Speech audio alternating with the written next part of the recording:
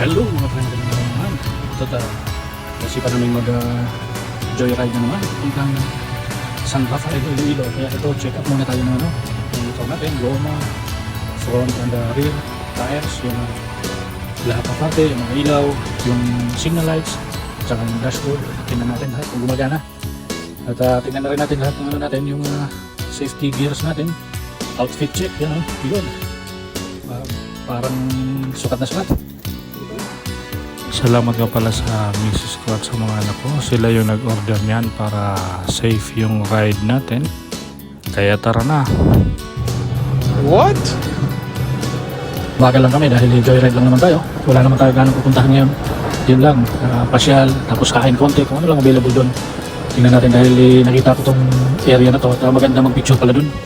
Kaya lang nataon talagang mainit. Pero anyway, maganda naman talaga pag magbiyahe kahit ano pa yung dala natin. Importante, masaya lang. Yung hangin, presko rito, masarap. Actually, malakas nga eh. Kaya pag medyo mabilis yung takbo, nakakasalubong natin malakas. Tara,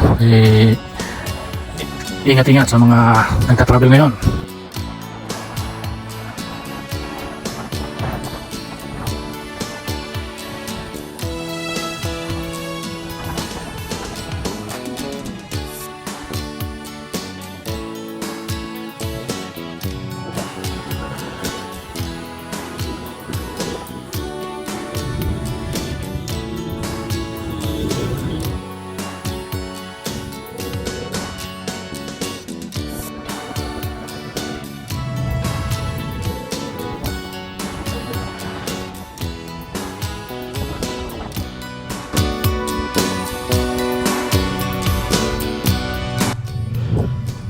Ayun mga pre, ito ang narating na nga rin namin. Lumampas lang ng konti pero ito sulit naman talaga. Ang ganda ng view, ang ganda ng lugar, sus, napakahangin.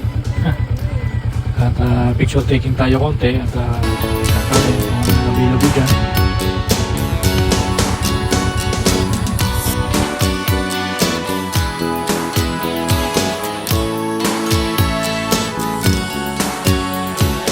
Five minutes later.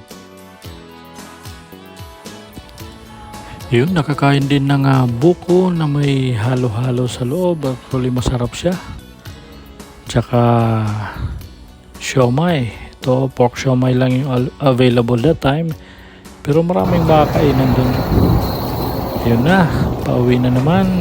Konting pahinga lang. Mga at least 73 kilometers lang naman siya. So, depende sa takbo natin, no? Importante at nag-iingat at kondisyon yung sasakyan natin.